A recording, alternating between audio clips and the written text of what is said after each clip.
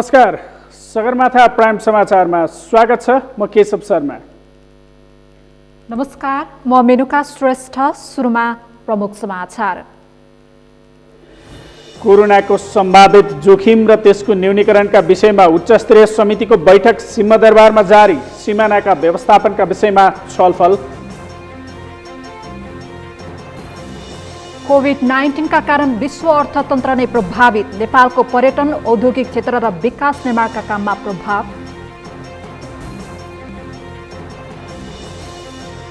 कोरोनाको संक्रमण नियन्त्रणमा सरकारको रणनीति पालना गर्ने प्रतिपक्षी कांग्रेसको प्रतिबद्धता। सांगठनिक कार्यक्रम सञ्चालनमा रोक। कोरोनाको संक्रमण फैलिन नदिने जिल्ला जिल्लामा सचेतना कार्यक्रम। सीमा नाकामा कडाई, सचेत रहन र अफवाहका पछि नलाग्न स्थानीय प्रशासनको आग्रह। र ओलम्पिक टर्च जापान आइपुग्यो। तोकोहु प्रदेशमा प्रदर्शनीका लागि राखियो। टोकियो ओलम्पिक निर्धारित समयमै हुने दाबी।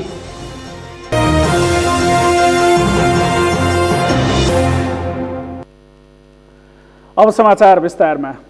कोरोनाको सम्भावित जोखिम र त्यसको न्यूनीकरणका विषयमा छलफल गर्न बोलाइएको उच्चस्तरीय समितिको बैठक सिंहदरबारमा जारी छ।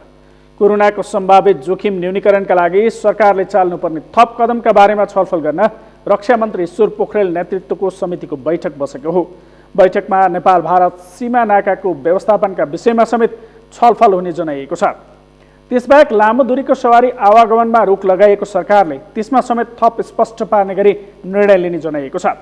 सरकारले लामो दूरीमा चल्ने सवारी साधन केही समयका लागि बन्द गर्ने निर्णय गरे पनि निजी सवारी चल्न पाउने वा नपाउने भन्ने विषय स्पष्ट खुलाइएको छैन। यस्तै अत्यावश्यक सेवा बाहेकका अन्य सबै बन्द गर्ने घोषणा गरेको सरकारले अत्यावश्यक सेवा बाहेकका अन्य कार्यालय वा संस्था बन्द गर्ने विषयमा समेत थप स्पष्ट पार्ने जनाइएको छ। शुक्रबार मात्रै प्रधानमन्त्री केपी शर्मा ओलीले देशवासीका नाममा विशेष सम्बोधन गर्दै हवाई उडान भोलिदेखि 21 गतेसम्म बन्द गर्ने, चैत 10 गतेदेखि अर्को व्यवस्था नहुँदासम्म लामो दूरीका सवारी साधन सञ्चालनमा रोक लगाउने निर्णय सार्वजनिक गर्नुभएको थियो। यस विषयमा थप जानकारीका लागि हाम्रा सहकर्मी अमृतराज काफले सिंहदरबारबाट हाम्रो टेलिफोन सम्पर्कमा हुनुहुन्छ। अमृतजी, केशवजी, यो जारी बैठकमा के विषयमा छलफल भइरहेको छ? त्यसपछि कोरोना भाइरसको संक्रमण जोखिम न्यूनीकरणका लागि भनेर प्रधानमन्त्री केपी शर्मा ओलीले हिजो देशवासीका नाममा जुन सम्बोधन गर्नुभएको थियो त्यसमा उल्लेखित विषयहरू खास गरी हवाई उडान स्थगित गर्ने, सडक लामो दूरीका यातायात सञ्चालनमा रोक लगाउने लगायतका अत्यावश्यक सेवा बाहेकका अरू सबै निकायहरू, त्यो संस्था कार्यालयहरू बन्द गर्ने जुन निर्णय हिजो प्रधानमन्त्रीले सार्वजनिक गर्नुभएको थियो त्यही विषयमा केन्द्रित रहेर रक्षा मन्त्री ईश्वर पोखरेल नेतृत्वको समन्वय कमिटीको बैठक केही बेर अगाडि मात्रै भर्खरै सुरु भएको हो। त्यो बैठकमा खास गरी सवारी व्यवस्थापनको कुरा, निजी सवारी साधनलाई देशव्यापी रूपमा चल्न दिने कि नदिने लामो दूरीमा भन्ने विषयमा छलफल हुने बताइएको छ। त्यसबाहेक नेपाल भारतको सीमा नाका व्यवस्थापनको विषय पनि आजको समन्वय समितिको बैठकको एजेन्डाका रूपमा रहेको जानकारी प्राप्त भएको छ। त्यसको निर्णय केही बेरमा आउनेछ। कतिपयले आशंका गरेका छन् नेपाल भारतको सीमा नाका थप व्यवस्थित गर्ने सरकारको तयारीलाई सीमा नाका सिल गर्ने हो कि भन्ने आशंका गरेका छन्। यदि त्यसको निर्णय आउन भने केही समय कुर्नुपर्छ। के छ यो सीमा नाका व्यवस्थापन गर्ने भनेको केही सीमा नाकाहरू पहिलेदेखि नै बन्द छन् र केही मुख्य सीमा नाकाहरू अहिले पनि खुला रहेको अवस्था छ। ती सीमा नाकाहरूमा समेत व्यवस्थापन गर्ने अथवा तिनलाई सिल नै गर्ने के गर्ने तयारी भइरहेको छ? यस्तै यो जुन निजी सवारी साधनहरू चल्न पाउने या नपाउने, लामो दूरीका सवारी साधन नचल्ने भनेर सरकारले निर्णय गर्दै गर्दा आम मानिसहरूमा एक खालको यो निजी सवारी साधन चल्न पाउँछन् कि पाउँदैनन् भन्ने खालको दुविधा उत्पन्न भएको छ। यसलाई पनि मेटाउने कोसिस गर्छ भन्ने छ आजको बैठकबाट।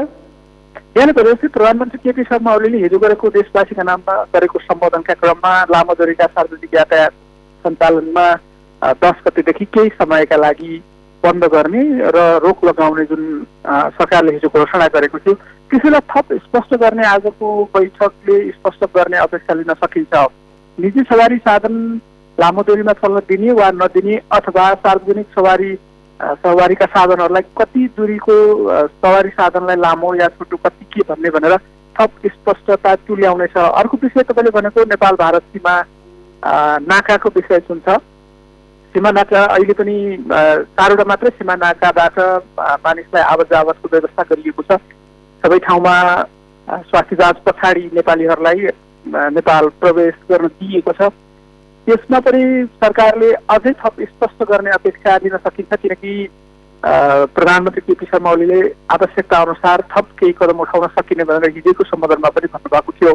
त्यो अनुसार आजको बैठकले सीमानाका थप व्यवस्थित गर्ने, सिल गर्ने अथवा त्यहाँ स्वास्थ्य चौकी जुन स्वास्थ्य जाँच छ त्यसलाई थप प्रभावकारी बनाउने अथवा भारतबाट आउनेलाई क्वारेन्टाइनमा राख्ने त्यस्तो केही व्यवस्था अथवा थप स्पष्ट आजको बैठकले पार्नेछ। यो बैठक चाहिँ कति समय चल्ने अथवा कति बेरमा सकिने भनेर केही जानकारी आएको छ? केही बेर अगाडि मात्रै उद्योग वाणिज्य मन्त्रालयका सचिव डाक्टर वैकुण्ठ अयालसँगको कुराकानीमा उहाँले बैठक जारी छ भन्नुभएको थियो। बैठक यति नै समय चल्छ भनेर अहिले नै भन्न सकिने अवस्था छैन। 6:30 बजेबाट सुरु भएको बैठक हो। हिजोको उच्चस्तरीय संयन्त्रको बैठकमा जुन आज बसिराखेको छ त्यो समितिको बैठक हिजो साँझ पनि बसेको थियो। साँझ बसेको बैठकमा के गर्नुपर्छ भनेर रक्षा मन्त्री जो समन्वय समितिका प्रमुख हुनुहुन्छ प्रधानमन्त्री केपी शर्मा ओलीले नियुक्त गर्नुभएको, उहाँले सम्बन्धित मन्त्रालयका मन्त्री र सचिवहरूसँग सुझाव माग्नु भएको थियो। त्यही सुझावका विषयमा आज हिजो दिएको मन्त्रीहरूले दिएको सुझाव र सचिवहरूले दिएको सुझाव अनुसार आज निर्णय गर्ने भएको कारण केही समय अझै लम्बिन सक्छ। हस्, जानकारीका लागि यहाँलाई धन्यवाद। उहाँ हुनुहुन्थ्यो हाम्रा सहकर्मी अमृतराज काफले। सिंहदरबारमा यो कोरोनाको सम्भावित जोखिम र त्यसको न्यूनीकरणका लागि सरकारले गठन गरेको उच्चस्तरीय समितिको बैठक यति बेला जारी छ। उक्त बैठकले उठाउन सक्ने एजेन्डाका बारेमा हामीलाई जानकारी दिनुहुँदै अब बाँकी समाचार। विश्वभर नै फैलिएको कोरोना भाइरस अर्थात् कोभिड-19 का कारण विश्व अर्थतन्त्र नै प्रभावित बनिरहेको छ। नेपालमा पनि पर्यटन, औद्योगिक क्षेत्र, विकास निर्माण तथा रेमिट्यान्स क्षेत्रमा प्रत्यक्ष प्रभाव देखिएको छ। तर सरकार भने आत्तिनुपर्ने अवस्था नभएको बताइरहेको छ। श्रीकृष्ण सुवेदीको रिपोर्ट। विश्वभर नै महामारीको रूपमा फैलिएको कोरोना भाइरस अर्थात् कोभिड-19 का कारण विश्व अर्थतन्त्र नै प्रभावित बनिरहेको छ, जसको प्रत्यक्ष प्रभाव नेपाली अर्थ बजारमा पनि देखिएको छ। नेपालको पर्यटन, औद्योगिक क्षेत्र, विकास निर्माण तथा रेमिट्यान्स जस्ता क्षेत्रमा यसको प्रत्यक्ष प्रभाव देखिएको छ। विकास बजेट खर्च नभइरहेका बेला कोरोना आतंकले गर्दा थप नकारात्मक असर परिरहेको छ। तर सरकार भने आत्तिहाल्नुपर्ने अवस्था नभएको बताउँछ। उद्योग वाणिज्यबाट, सिएनआईबाट, च्याम्बरबाट, अरू चाहिँ क्षेत्रगत सङ्गठनहरूबाट विवरण लिँदैछौँ। उहाँहरूमा भएको क्षति उहाँहरूले दिएको भेरिफाई गरेर हामी सँगै बसेर फेरि एउटा निर्क्युलमा पुग्छौँ। अर्को सिजनको लागि चाहिँ हामीलाई यो क्षति नहोस् भन्नको लागि र यो कोरोना पनि त्यति लामो समय रहला जस्तो मलाई लाग्दैन। त्यसो भएको हुनाले अर्को सिजनभन्दा अगाडिको अवस्थासम्मको लागि हामीले हाम्रो पर्यटन व्यवसायलाई धान्न सक्ने तुल्याउनु छ। पहिलो एरिया पर्यटनको भयो। दोस्रो चाहिँ अब सार्वजनिक निर्माणमा हामीलाई विदेशी कामदारहरू आउनुभएको, प्राविधिक आउनुभएको, कन्सल्टेन्ट आउनुभएकोमा अलिकति काम ढिलो भएको छ। त्यसमा ठुलो नोक्सानी हामीलाई केही छैन। समय अलिकति बित्यो, तर यो परिस्थिति सामान्य हुनासाथ हामीले हाम्रो काम गरिहाल्छौँ।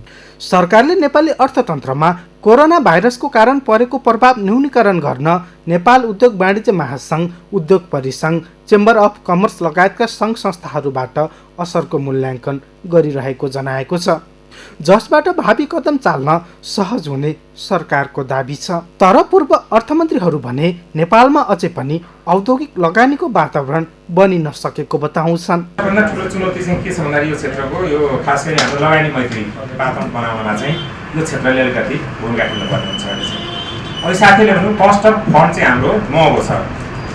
उद्योग व्यवसाय लगानी गर्ने मानिसहरूले नेपालबाट होइन यो चाहिँ ऋण लिएर कर्जा लिएर चाहिँ उद्योग धन्दा फस्टाउन सक्ने अवस्था छैन। विश्वव्यापी महामारी कोरोनाको कारण विश्व अर्थतन्त्रमा कुल ग्राहस्थ उत्पादनको 0.1% देखि 0.4% कमी आउने एसियाली विकास बैङ्कले प्रक्षेपण गरिसकेको छ, जसमा नेपालको जीडीपी विकासमा पनि 1.1% प्रभाव पर्न सक्ने प्रक्षेपण एडीबीको छ। यसकारण नेपालको अर्थतन्त्र दबावमा परिरहेको छ। सगरमाथा टेलिभिजनका लागि क्यामेरा पर्सन सुरेन्द्र राउतका साथ श्रीकृष्ण सुवेदी, काठमाडौँ। प्रदेश नम्बर 5 सरकारले कोभिड-19 को रोकथामका लागि तत्कालै पूर्व तयारी, प्रतिकार्य, नियन्त्रण कार्य अगाडि बढाउने निर्णय गरेको छ। रूपन्देही, दाङ र बाँकेमा आइसोलेसन अस्पतालको निर्माण गरी सञ्चालन गर्ने, सीमा नाका बन्द गरी प्रदेशभर लकडाउन गर्ने निर्णय गरेको छ। सीमा नाका पूर्ण रूपले बन्द गर्न र प्रदेशभर लकडाउन गराउन आन्तरिक मामला तथा कानुन मन्त्रालय र सबै प्रमुख जिल्ला अधिकारीसहित मातहतका निकायलाई निर्देशन जारी गरेको छ। यस विषयमा थप जानकारी दिन प्रदेश नम्बर 5 का आर्थिक मामला तथा कानुन सचिव शङ्कर प्रसाद खरेल हाम्रो सम्पर्कमा हुनुहुन्छ। सचिवज्यू, स्वागत छ सगरमाथा प्राइम न्युजमा। हजुर, धन्यवाद। यो कोरोना भाइरसको संक्रमण रोक्न प्रदेश नम्बर 5 ले के निर्णय गरेको? प्रदेश नम्बर 5 ले हिजो मात्रै माननीय मुख्यमन्त्रीज्यूको अध्यक्षतामा बैठक बसेर धेरै निर्णयहरू गरेको छ। अघि तपाईँले समाचारमा पनि सुनाइसक्नुभयो। यो आइसोलेसन बेडहरूको लागि हाम्रो रूपन्देहीमा 2टा अस्पताल, अनि त्यसपछि बाँकेमा 2 स्थान र हाम्रो दाङमा 1 स्थानमा गरेर आइसोलेसन बेडहरू, आइसोलेसन अस्पतालहरू नै को तयारी गरिराखेको अवस्था छ। र त्यसै गरी यो ऱ्यापिड रेस्पोन्स टिम बिरामीहरूलाई तुरुन्त एक्सन गर्नको लागि हाम्रो सामाजिक विकास मन्त्रीज्यूको संयोजकत्वमा अनि त्यसपछि यो मेडिकल सुपरिन्टेन्डेन्टहरू रहेको एउटा टिम गठन गरेर काम अगाडि बढाइराखेको छ। तपाईँले अगाडि भनिसक्नु पनि भयो, जिल्ला स्तरमा प्रमुख जिल्ला अधिकारीज्यूको संयोजकत्वमा नगर प्रमुखहरू र त्यस क्षेत्रका पालिका प्रमुखहरू, भनौँ न गाउँ नगरपालिकाका प्रमुखहरू र अस्पतालका प्रमुखहरू समेत रहेको रेस्पोन्स टिम आइसोलेसन बेडहरू तयार गर्ने सबै जिल्लामा 12वटा जिल्लामा त्यसको पूर्व तयारीको लागि प्रमुख जिल्ला अधिकारीको संयोजकत्वमा टिमहरू गठन भएको छ।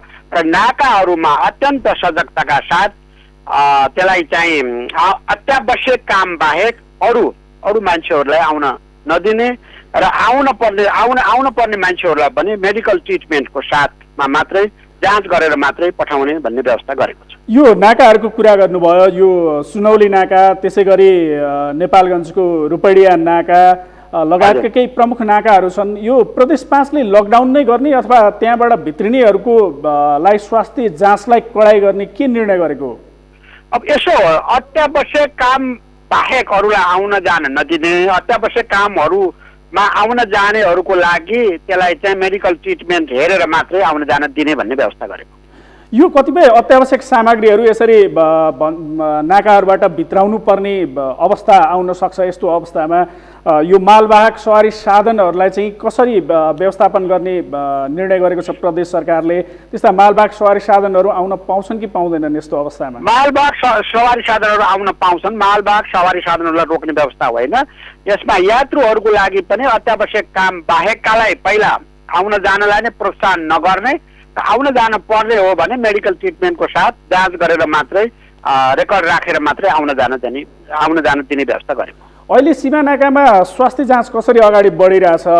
जति पनि सीमा नाकाहरू छन् यो प्रदेश 5 का ती सीमा नाकाहरूमा त्यहाँ स्वास्थ्य कर्मीहरूलाई आवश्यक पर्ने स्वास्थ्य सामग्रीहरू उपलब्ध हुन सकेका छन् कि छैनन्? कतिको उपलब्ध छ? स्वास्थ्य कर्मीहरूलाई जाँचको लागि, जेनरल जाँचको लागि भनौँ न, जेनरल जाँचको लागि आवश्यक पर्ने सीमा नाकाको लागि आवश्यक पर्ने सामग्रीहरू उपलब्ध भएका छन् र ठुला नाकाहरूमा मात्रै यो गरिएको छ र साना नाकाहरू लगभग बन्द नै छन्। त्यस कारणले गर्दा ठुला नाकाहरूमा मेडिकल ट्रिटमेन्ट र स्वास्थ्य कर्मीहरूको सेवाबाट मात्रै मतलब आवत जावत गर्ने अवस्था हो र त्यसमा सुरक्षा निकायहरू पनि आज अलिकति बढी चाप हुन लाग्यो नेपालगञ्जमा, बेलैमा भन्ने कुराहरू आएको थियो र त्यसमा थप सुरक्षा कर्मीहरू पनि राखेर त्यसलाई व्यवस्थापन गर्ने काम भएको छ। हस् सचिवज्यू, जानकारीका लागि यहाँलाई धन्यवाद। हस् धन्यवाद। उहाँ हुनुहुन्थ्यो प्रदेश 5 का आर्थिक मामला तथा कानुन सचिव शङ्कर प्रसाद खरेल। हामीलाई जानकारी दिनुहुँदै प्रदेश 5 सरकारले सीमा नाकाहरूमा विशेष कडाइ गर्ने भएको छ, त्यस्तै गरी आइसोलेसन वार्ड सहितका अस्पतालहरूको व्यवस्था गर्ने भएको छ। प्रदेश 5 का खास गरी जमुना नाका, नेपालगञ्जको जमुना नाका र रूपन्देहीको बेलैया नाकाबाट धेरै जसो मानिसहरू, भारतमा काम गर्न गएका मानिसहरू धेरैको सङ्ख्यामा नेपाल भित्रन थालेपछि स्वास्थ्य जाँचलाई समेत कडाइ गर्ने र मालवाहक सवारी साधन र अत्यावश्यक मानिसहरूलाई प्रवेश दिएर बाँकीलाई प्रवेश निषेध गर्ने गरी प्रदेश 5 ले सेमी लकडाउनको अवस्था गरेको छ र स्वास्थ्यमा कडाइ गरिएको छ। स्वास्थ्य जाँचमा त्यस्तै आइसोलेसन बेडको सहितको व्यवस्था सहित अस्पतालहरूको निर्माण गर्नका लागि पनि त्यहाँ प्रदेश 5 मा रहेका जिल्लाहरूलाई जिल्ला प्रशासन कार्यालय, मातहतका जिल्ला प्रशासन कार्यालयलाई निर्देशन दिएको भनेर जानकारी दिनुहुँदै अब बाँकी समाचार। सत्तारूढ दल नेपाल कम्युनिस्ट पार्टी नेकपाले कोरोना भाइरस कोभिड-19 विरुद्ध लड्न सबैलाई एकताबद्ध हुन अपिल गरेको छ। विश्वव्यापी महामारीको रूपमा फैलिएको कोरोना विरुद्ध लड्न सिङ्गो राष्ट्र एकताबद्ध भएर सरकारी निर्णयको कार्यान्वयनमा सहयोग गर्न नेकपाले अपिल गरेको हो। नेपालमा अहिलेसम्म कोरोनाको सङ्क्रमण नदेखिए पनि जोखिमबाट भने मुक्त नरहेको नेकपाले जनाएको छ। नेकपा प्रवक्ता नारायण काजी श्रेष्ठले सरकार, राजनैतिक पार्टी, नागरिक समाज, सामाजिक संस्था र नागरिक सबैलाई एकताबद्ध भएर जोखिमबाट देशलाई बचाउन आग्रह गर्नुभयो। यो बेलामा सरकार, राजनीतिक पार्टीहरू, सामाजिक संस्थाहरू, नागरिक समाज, सबै जनभागी सङ्गठनहरू र सचेत जनसमुदाय एकताबद्ध भएर यो जोखिमबाट देशलाई बचाउन र कथम कदाचित त्यस्तो सङ्क्रमण देखिए समयमा नियन्त्रण गरेर देशलाई, समाजलाई सम्हाल्नका निम्ति हामी अपिल गर्न चाहन्छौँ। कोरोना विरुद्ध लड्ने सरकारलाई आवश्यक निर्णयका लागि पार्टीले सुझाव दिएको र सरकारले गरेका निर्णयहरू कार्यान्वयनका लागि सहजीकरण गरिरहेको उहाँले बताउनुभयो। प्रवक्ता श्रेष्ठले जनचेतना विस्तारका लागि पार्टीले युवा, विद्यार्थी र चिकित्सक सङ्गठनहरूलाई हजारौँको सङ्ख्यामा स्वयंसेवक तयार गर्न निर्देशन दिएको पनि उहाँले बताउनुभयो। आवश्यकता परेका क्षेत्रमा तत्काल परिचालन गर्न सकिने गरी स्वयंसेवक तयार गर्न सङ्गठनहरूलाई पार्टीले निर्देशन दिएको उहाँले बताउनुभयो।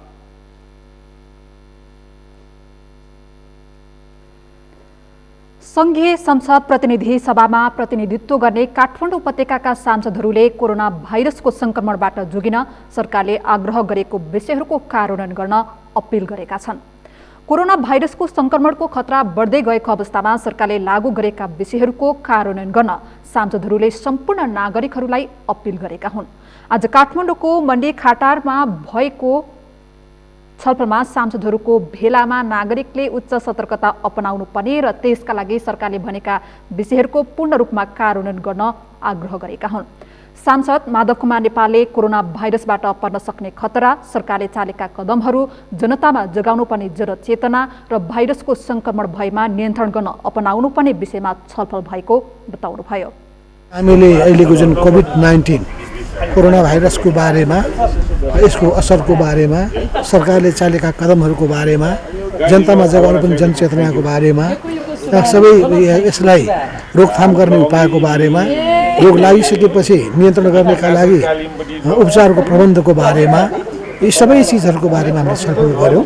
सरकारका कामको पनि हामीले प्रशंसा पनि गऱ्यौँ, सराहना पनि गऱ्यौँ। नेपाली कांग्रेसका सांसद गगन थापाले सरकारले गरिरहेको कामहरूमा अझ केही प्रभावकारी बनाउन आग्रह गर्ने विषयमा छलफल भएको बताउनुभयो।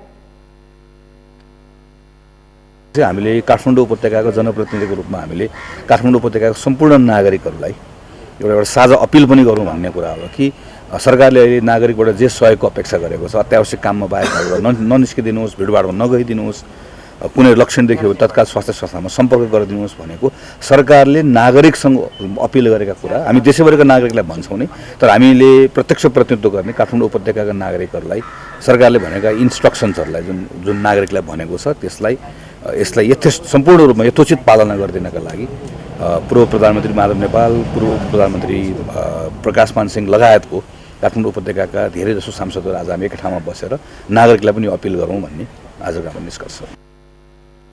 छलफलमा सांसदहरूले कोरोना भाइरसको सङ्क्रमण फैलिन नदिन काठमाडौँ उपत्यका भित्रका स्थानीय तहहरूले निर्वाह गरेको भूमिका चित्त बुझ्दो नभएको बताएका थिए।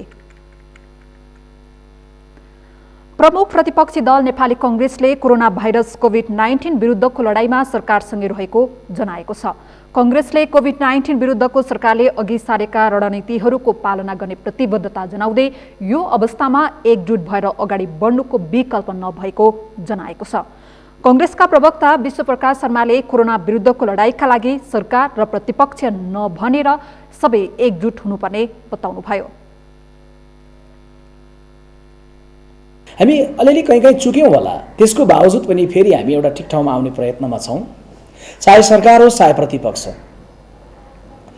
हामी सबै यो बेलामा एउटा राष्ट्रिय अभियानमा छौँ र यो अभियानमा जे रणनीतिहरू राज्यले निर्माण गर्छ, सम्बन्धित निकायले निर्माण गर्छ, त्यसलाई पालना गर्नलाई नेपाली काङ्ग्रेस पार्टीको तर्फबाट हामीले विज्ञप्तिमा पहिले अनुरोध गरे जस्तै फेरि पनि म आम नेपाली दिदीबहिनी दाजुभाइहरूलाई अपिल गर्न चाहन्छु। फागुन दोस्रो हप्ताबाट पार्टीका सांगठनिक कार्यक्रममा रोक लगाइएकोले गर्दै शर्माले कोरोनाको सचेतना अभियानमा सक्रियताका लागि पार्टी कार्यालय भने खुला रहने बताउनुभयो। सगरमाथा प्राइम समाचारमा अब एकैछिन विश्रामपछि कोरोनाको संक्रमण फैलिन नदिन जिल्लामा सचेतना, सीमा नाकामा कडाई, सचेत रहन र अफवाहका पछि नलाग्न स्थानीय प्रशासनको आग्रह। काठमाडौँबाट गृह जिल्ला फर्कनेको संख्या बढ्दै 3 दिनमा 3 लाख बढी बाहिरिए, सुनसान बन्दै काठमाडौँ। र भारतमा कोरोना भाइरसको संक्रमण फैलिँदा सुदूरपश्चिम प्रदेश पनि उच्च जोखिममा, अध्ययन र रोजगारीका लागि गएका नेपाली धमाधम स्वदेश फर्कदै।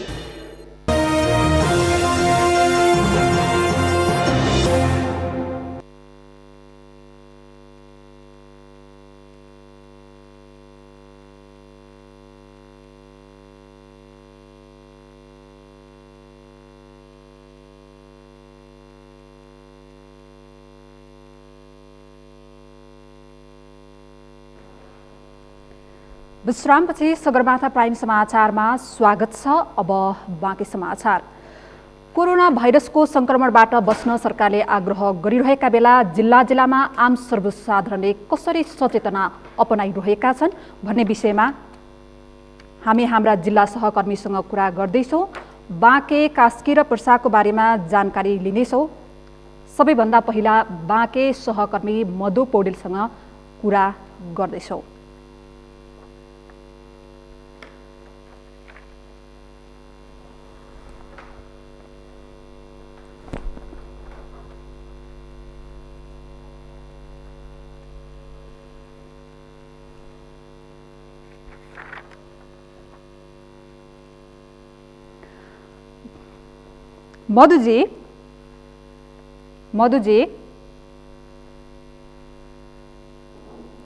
मधुजी हामीलाई सुन्दै हुनुहुन्छ?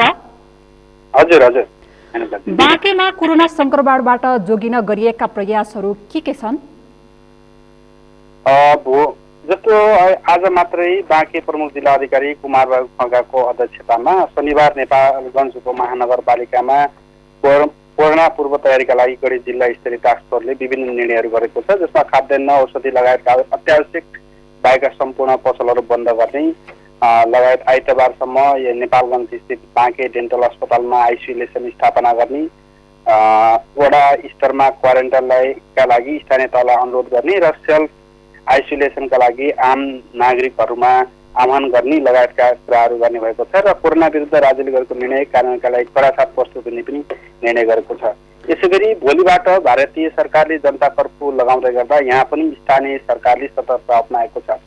भोलिका दिन एक दिन नेपालगञ्ज, जमुना, रूपडिया सीमा पूर्ण रूपमा बन्द रहने सम्बन्धी निकायले जानकारी दिएको छ मेनुकाजी। यसैगरी स्थानीय सरकार अन्तर्गतको नेपालगञ्ज उपमहानगरपालिकाले पनि शङ्कास्पद लागेका जो बिरामीहरू छन् तीलाई छिटोभन्दा छिटो यो क्वारेन्टाइनको स्थापना गर्नका लागि अघि मैले भने जस्तै बाँके डेन्टल अस्पताल, महेन्द्रगौङ क्याम्पस लगायतका स्थानमा क्षेत्रहरू छनौट गरेको छ। र अर्को कुरा, भोलि फेरि बन्द हुने भन्दै गर्दाखेरि सीमाबाट यात्रुहरू आउने क्रम अझै अघि साँझसम्म पनि रोकिएको थिएन मेनकाजी। अघि साँझ 6 बजेसम्मको रिपोर्टलाई हेर्दाखेरि सीमामा भारतबाट नेपाल आउने यात्रुहरूलाई कोरोना चेक जाँच क्रममा रिपोर्टिङ गरे अनुसार 8503 जना पुगेका थिए। त्यसै गरी 3 दिनको जुन 6, 7, 8 गतेकोलाई हेर्दाखेरि 16272 जनालाई सीमा नाकामा यो कोरोनाको उसमा चेक जाँच गरेको छ। त्यसरी चेक जाँच गर्दै गर्दाखेरि पनि त्यहाँका स्वास्थ्य कर्मीहरू जो खटिनु भएको छ उहाँहरूलाई पनि आफू पनि डराइराखेको अवस्था छ, किनभने उहाँसँग पर्याप्त मात्रामा इन्स्ट्रुमेन्टहरू जो कोरोनाको विरुद्धमा भनौँ न लगायत चेक जाँचको लागि युज गरिने त्यस्तो सामग्रीहरू नहुँदाखेरि उहाँहरूलाई पनि एकदमै अप्ठ्यारो परिरहेको उहाँले बताउनु भएको छ मेनुकाजी। जस्तो सीमा नाकाबाट फर्कने नेपालीको सङ्ख्या कति छ होइन, सुरक्षा सतर्कता चाहिँ कसरी अपनाइएको छ? अहिले मैले अघि भने अनुसार आजको डेटलाई हेर्दाखेरि अघि 6 बजे सम्मको रिपोर्टलाई हेर्दा कोरोना चेक जाँच गराउने क्रममा लिएको जुन यात्रुहरू लिएको चेक जाँचमा जुन 8,503 जना भने मैले यसै गरी 3 यो मात्र सङ्ख्या भनेको त्यहाँ चेक गराएर जुन रिपोर्ट गरिन्छ त्यसको मात्रै हो। अन्य तरिकाले जस्तो चेक नगरिकन आउनेहरूको सङ्ख्याहरू भन्दाखेरि उल्लेख्य मात्रामा भएको हामीले देख्ने गर्दछौँ मेनुकाजी।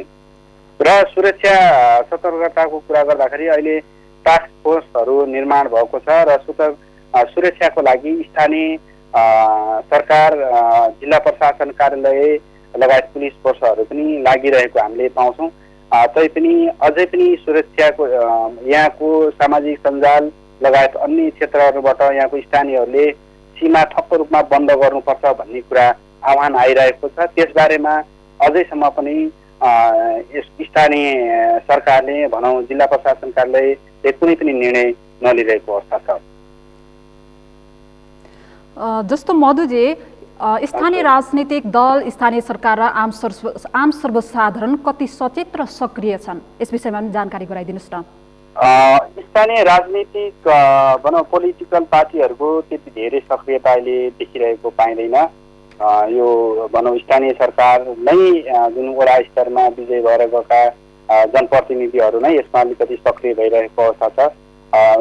जस्तो वडाहरूमा कोरोनाका विरुद्धमा विभिन्न किसिमका जनचेतनामूलक कार्यक्रमहरू गर्ने, आह्वानहरू गर्ने र सेनिटरी भनौँ न यो जुन हामीले मास्कहरू कस्तो युज गर्ने भन्ने किसिमलाई पनि वडाका जनप्रतिनिधिहरूले अहिले बुझाइरहेको छन्। तर पनि त्यति धेरै प्रभावकारी भइरहेको अवस्था छैन। त स्थानीय हाम्रो भनौँ यहाँका नागरिकहरू पनि सचेत भइरहेको अहिले अवस्था छ। मास्क बाँध्नेदेखि लिएर सेनिटाइजरका डिस्ट्रिब्युसन गर्नेदेखि लिएर अन्य कामहरू पनि गरिरहेको हामीले पाउँछौँ। हवस् त मधुजी, जानकारीका लागि धन्यवाद। उहाँ हुनुहुन्थ्यो बाँकेबाट मधु पौडेल। त्यहाँको अवस्था, त्यहाँ कसरी कोरोना सङ्क्रमणबाट जोगिन के कस्तो सतर्कता अपनाइएको छ, त्यहाँको अवस्था कस्तो छ भन्ने बारे हामीलाई जानकारी गराउँदै हुनुहुन्थ्यो। अब मधुपछि पर्सामा हाम्रा संवाददाता आबिद हुसैन यति बेला प्रत्यक्ष टेलिफोन सम्पर्कमा हुनुहुन्छ। आबिदजी। हजुर मेनुकाजी, पर्सामा चाहिँ कोरोना सङ्क्रमणको त्रास, वास्तविकता र सुरक्षा सतर्कता कस्तो छ?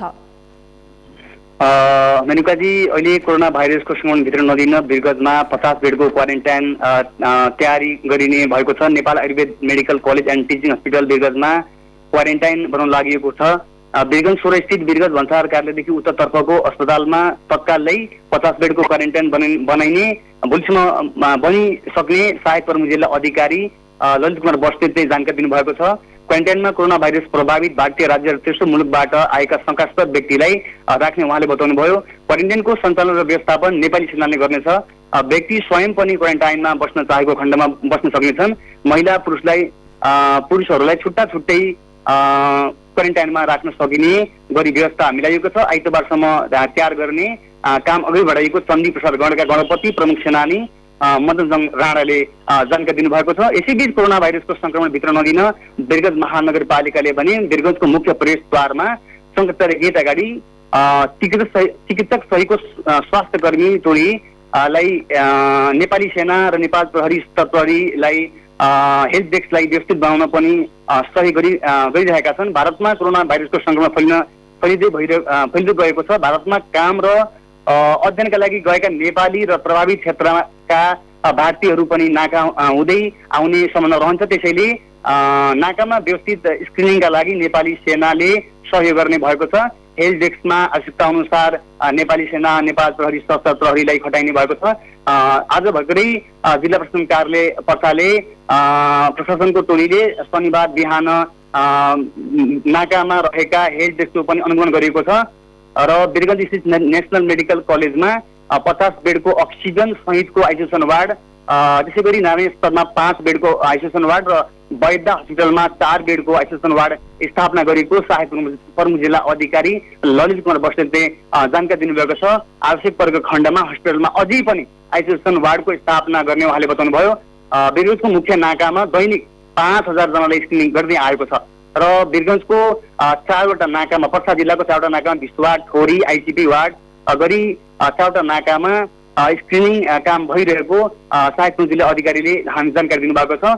संक्रमित फैलिएका भारतको विभिन्न सहरबाट नेपाल आउने व्यक्तिहरूलाई 15 दिन भन्सार स्थित रहेको आयुर्वेद हस्पिटलको क्वारेन्टाइनमा राख्ने सहायक प्रमुख जिल्ला अधिकारी ललित कुमार बस्नेतले जानकारी दिनुभएको छ। मेनकाजी जस्तो आविदजी, हजुर, वीरगञ्जमा चहल पहल चाहिँ कस्तो छ?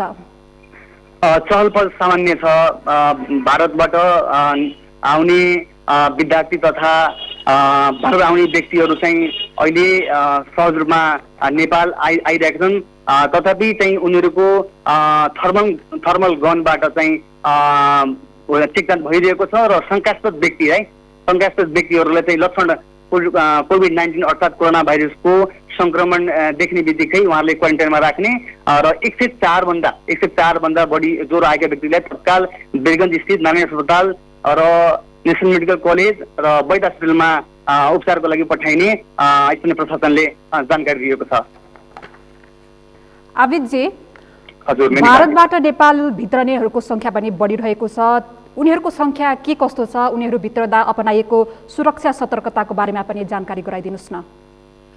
मेनिकाजी, वीरगञ्जको मुख्यद्वार शङ्कराचार्य गेट अगाडि 24 घण्टा नेपाली सेना, नेपाल प्रहरी, सशस्त्र प्रहरी र वीरगञ्ज महानगरपालिकाले खटाएको स्वास्थ्यकर्मी सहितको चिकित्सकको टोली पनि चेक जाँच गरिरहेका छन् र प्रहरीले कुनै पनि त्यस्ता संक्रमित नेपालभित्र नदिने भने उच्च सतर्कता अपनाएको छ। मेनिकाजी,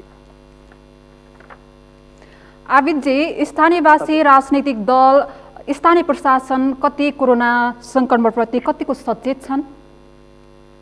मेनिकाजी, स्थानीय प्रशासन र यहाँका सङ्घ संस्थाका व्यक्तिहरू पनि कोरोना फैलिन दिने भने विभिन्न चाहिँ कार्यक्रमहरू चाहिँ अहिले चाहिँ सरकारले जुन रोक लगाएको छ उहाँले चाहिँ अवेरनेसको कार्यक्रमहरू अहिले चाहिँ गरिराखेका छन् र कुनै पनि त्यस्तो संक्रमित फैलिन नदिन भने स्थानीय प्रशासन सरकारहरूले पनि सचेत रहेको हामीले बुझेका छौँ। हवस् त, जानकारीका लागि धन्यवाद। उहाँ हुनुहुन्थ्यो हाम्रा संवाददाता पर्साबाट आबिद हुसेन। अब भने हामी पर्सापछि पोखरातर्फ लाग्दैछौँ। पोखराबाट हाम्रा संवाददाता सुभाष पौडेल यति बेला प्रत्यक्ष टेलिफोन सम्पर्कमा हुनुहुन्छ। सुभाषजी, हजुर मेनुकाजी, पोखरामा कोरोना बारेको सतर्कता र त्रासबारे जानकारी गराइदिनुहोस् न। पक्कै पनि मेनुकाजी, विश्वभर फैलिरहेको यस कोरोना भाइरसको त्रास पोखरा मात्रै नभइकन समग्र गण्डकी प्रदेशमै परेको अवस्था रहेको छ र सम्पूर्ण जनताहरू चाहिँ आफै सुरक्षित रहौँ भन्ने हिसाबले पनि हामीले बजारमा हेर्छौँ प्रायः जसो मानिसहरू मुखमा मास्क लगाइरहेका हुन्छन्, हातमा सेनिटाइज गरेर हिँडिरहेको पनि हामीले देखिरहेका छौँ। यसले के बुझ्न सकिन्छ भने मानिसहरू आफै सचेत भइरहेका छन् र विभिन्न सङ्घ संस्थाहरूले पनि प्रचारहरू गरिरहेका छन्। पोखरा महानगरपालिका भनौँ, अन्य स्थानीय तहहरूले, गण्डकी प्रदेश सरकारले पनि प्रचार प्रसार गरिरहेको छ। यसबाट कसरी बस्ने, कसरी जोगिने, कसरी आफू सतर्क रहने भन्ने कुराहरू बताइरहेको अवस्थामा आम मानिसहरू पनि सतर्क रहिरहेको अवस्था हामीले पाइरहेका छौँ। मेनुकाजी, जस्तो सुभाषजी, पोखरा त एकदमै पर्यटकीय स्थल पनि हो। पर्यटकीय नगरी पोखरामा चहल पहल यति बेला कस्तो छ?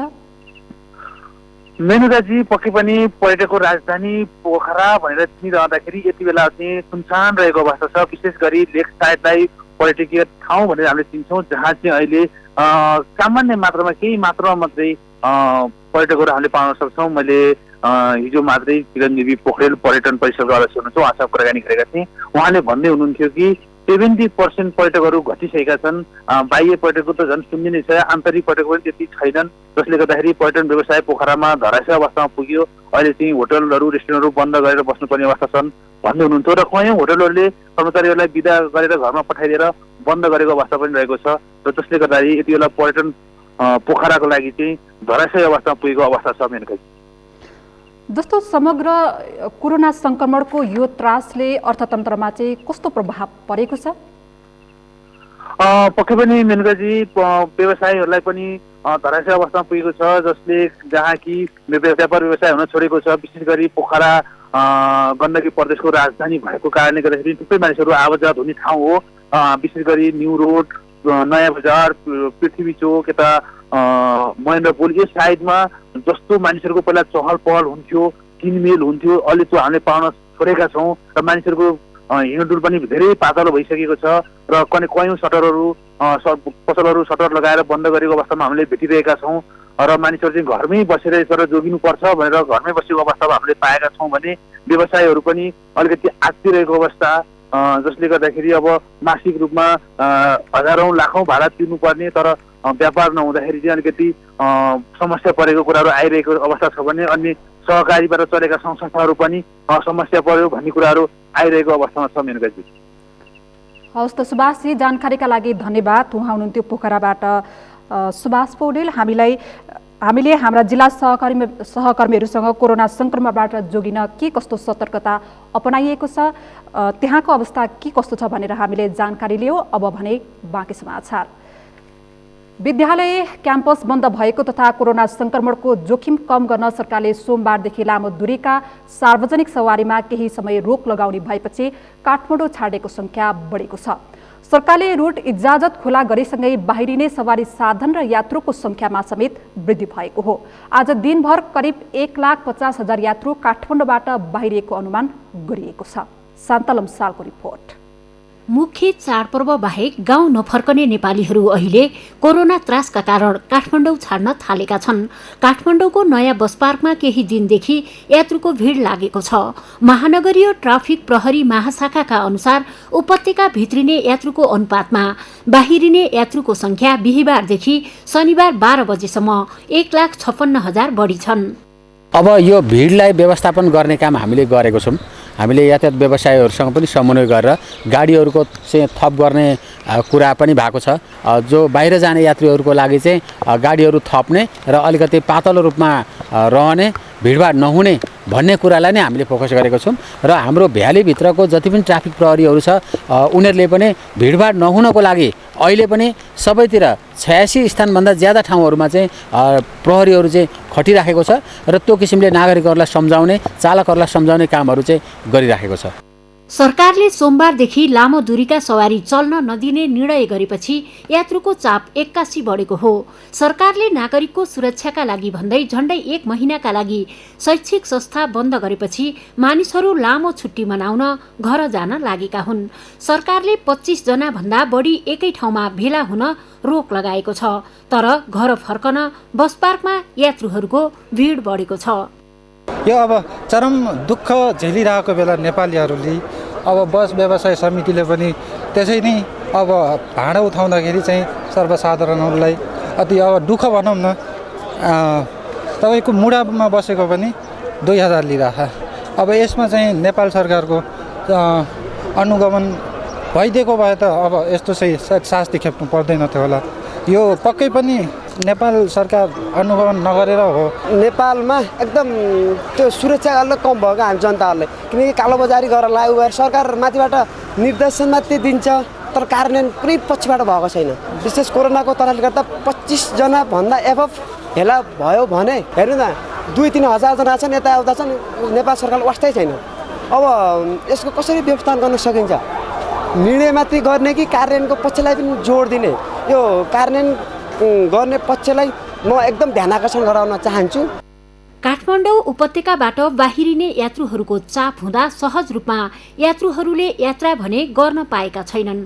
चाडबाडमा जस्तो सवारी साधन नथपिएको तर चाडबाडकै जस्तो काठमाडौँबाट बाहिरिनेको संख्या बढ्दा सर्वसाधारणले सहज रूपमा यात्रा गर्न नपाएका हुन्।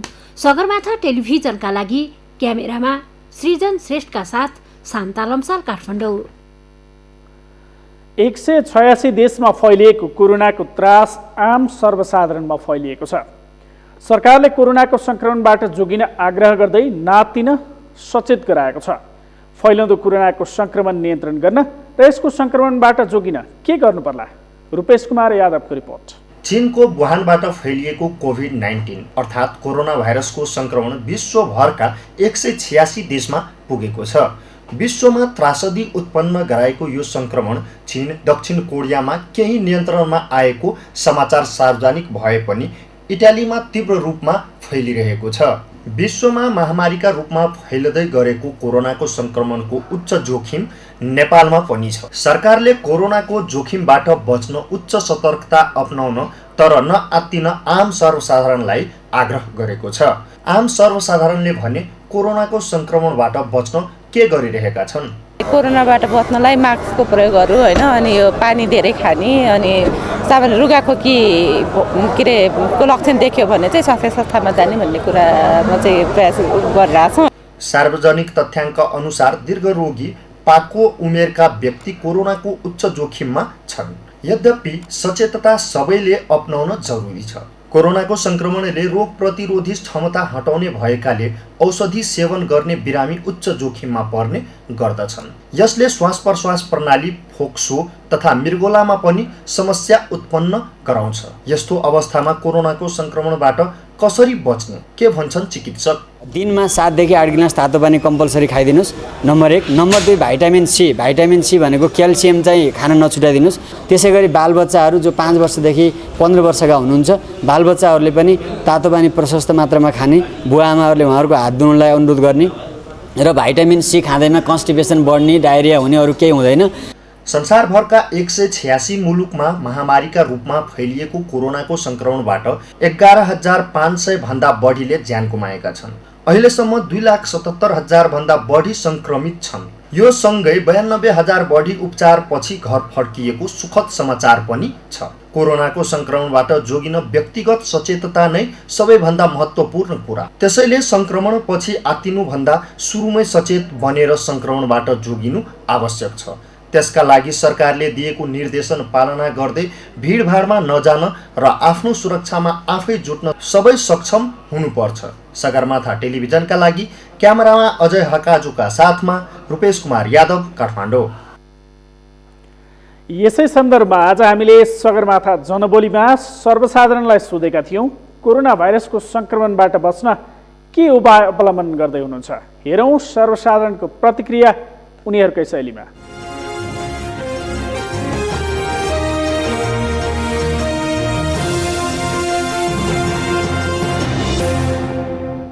कोरोनाबाट बच्नको लागि त विशेष यो होइन, विश्वव्यापी रूपमा फैलिएको कोरोना भाइरस, अब हामीहरू त्यही कसैसँग हात नमिलाउने, पूर्वेली संस्कार जो हाम्रो छ, यो नमस्कार गर्ने प्रक्रिया, त्यसैलाई अघि बढाउने। अब त्यही कलेजहरू पनि बन्द भएको छन्, गाउँ जाने है, त्यसपछि चाहिँ सुरक्षित रूपमा जाने, खानपानहरूमा बढी ध्यान दिने, स्वास्थ्यमा ध्यान दिने, सरसफाइमा ध्यान दिने, अनि सेनिटाइजरहरू युज गर्ने, त्यही नै हो। साबुन पानीले हात धुन्छ होइन, मास्कको प्रयोग गर्छ, अनि सरसफाइ त्यहीमा ध्यान दिनुपर्छ, त्यही हो। कोरोनाबाट बस्न अब खाना खानुभन्दा अगाडि पनि साबुन पानीले हात धुने होइन, धेरै भिडभाडमा नजाने। हामीले सर्वप्रथम त मास्कहरू युज गर्नु पर्यो, सेनिटाइजरहरूको युज गर्नु पर्यो, राम्रोसँग साबुन पानीले हात धुनु पर्यो, अनि आफू मात्र बचेर पनि भएन, सर्वप्रथम आफ्नो स्वास्थ्यको ख्याल गर्नु पर्यो। साबुन पानीले हात धुने, अनि बासी खानेकुराहरू नखाने। साबुन पानीले दिनमा 3-4 चोटि हात धुने होइन, अनि मास्कहरू डेली एक्सचेन्ज नभए नि साँझ तातो पानीमा 15-20 मिनट जति राख्ने, अनि त्यसलाई ड्राई गरेर फेरि त्यही मास्कलाई रियुज गर्न सकिन्छ। अनि त्यो खाना खानुभन्दा अगाडि, खाना खाइसकेपछि चाहिँ हात साबुन पानी धुने। त्यो सेन्डलहरू, केमिकल सेन्डलहरू युज गर्नुपर्छ होइन, त्यो हाच्छेउ गर्दाखेरि खोक्दाखेरि चाहिँ अलि साइड लागेर हातले छोपेर गर्नुपर्छ, यही हो। बाहिर अब गएर आइसकेपछि हात मुख धुने। यस जनबोलीका प्रायोजक आफ्नो विश्वास हो, आफ्नो विश्वास हो, त्रिशक्ति सिमेन्ट। नर्भिक इन्टरनेसनल हस्पिटलले कोरोना भाइरस संक्रमणको विषयलाई लिएर फेसबुक लगायत सामाजिक सञ्जालमा सम्प्रेषण भएको सूचना भ्रामक भएको भन्दै खण्डन गरेको छ। आज बिहानैदेखि फेसबुक लगायत सामाजिक सञ्जालमा नर्भिक अस्पतालमा 8 जना कोभिड-19 का बिरामी भेटिएको भन्ने भ्रामक र झुट्टा सूचना प्रेषित भएको प्रति गम्भीर ध्यानाकर्षण भएको भन्दै अस्पतालले सङ्कटका बेला भ्रामक सूचना सम्प्रेषण नगर्न आग्रह गरेको छ। अस्पतालका नायब महाप्रबन्धक एवं प्रवक्ता आरपी मैनालीले उपचाररत कुनै पनि बिरामीमा कोरोना भाइरसको लक्षण नदेखिएको स्पष्ट पार्नुभयो। नर्भ छ, यो समाचार पूर्णतया गलत हो, भ्रामक हो, कपोलकल्पित हो। हामीसँग अहिलेसम्म कुनै पनि त्यस्तो खाले बिरामी प्राप्त भएको छैन। बिरामी प्राप्त भएको खण्डमा हामी सम्बन्धित निकायसँग समन्वय गरेर सम्बन्धित निकायलाई बुझाउनु पर्ने, अथवा आफैले उपचार गर्नुपर्ने जे गर्नुपर्ने हो त्यो गर्न हामी तयार छौँ। यसमा कोही पनि सर्वसाधारणहरू हजुरहरू जस्तो मिडिया अथवा सञ्चारकर्मीहरू ढुक्क हुनुभए हुन्छ। फेसबुक लगायत विभिन्न सामाजिक सञ्जालमा नर्भिक अस्पतालमा 8 जना कोभिड-19 का बिरामी भेटिएको भन्ने हल्ला फैलिएपछि अस्पतालले त्यस्ता बिरामी फेला नपरेको भन्दै प्रेस विज्ञप्ति जारी गरेको छ। यसैबीच कोरोना भाइरस कोभिड-19 को महामारीबारे अफवाह र भ्रमपूर्ण अडियो क्लिपलाई सामाजिक सञ्जाल मार्फत भाइरल बनाउनेलाई प्रहरीले पक्राउ गरेको छ। अफवाह फैलाएको आरोपमा रामेछाप घर भई भक्तपुरको सिपाडोल बस्ने 20 वर्षीय विवेक थापा मगरलाई प्रहरीले पक्राउ गरेको हो। पक्राउ परेका मगरले नर्भिक अस्पतालमा 6 जना कोरोना भाइरसबाट संक्रमित फेला परेको भन्ने सूचना त्यही कार्यरत चिकित्सकले बताएको भन्दै भिडियो क्लिप सेयर गरेका थिए। पशुपतिनाथ मन्दिरमा विशेष पूजा स्थगित गरिएको छ। कोरोना भाइरस कोभिड-19 संक्रमणको जोखिमका कारण पशुपतिनाथ क्षेत्र विकास कोषले शुल्क लिएर गर्दै आएको विशेष पूजा स्थगित गरेको छ। नियमित पूजा भने यथावत रहेको छ। सरकारले 25 जना भन्दा बढी जम्मा नहुन गरेको आग्रहपछि विशेष पूजा स्थगित भएको हो। कोरोना जोखिमको कारण नियमित पूजाका लागि जाने भक्तालुहरूको संख्या पनि कम हुँदै गएको छ। नियमित पूजाका लागि 25 जना भन्दा बढी नपठाउने र निश्चित दूरीको फरकमा पूजामा जाने व्यवस्था पशुपतिनाथ क्षेत्र विकास कोषले गरेको छ। सगरमाथा प्राइम समाचारमा एकैछिन विश्रामपछि कोरोना भाइरस 186 मुलुकमा फैलियो। मृत्यु हुनेको संख्या 11,500 नाग्यो। 2,77,500 बढी संक्रमित र ओलम्पिक टर्च जापान आइपुग्यो। तोहोकु प्रदेशमा प्रदर्शनीका लागि राखियो। टोकियो ओलम्पिक निर्धारित समयमै हुने दाबी।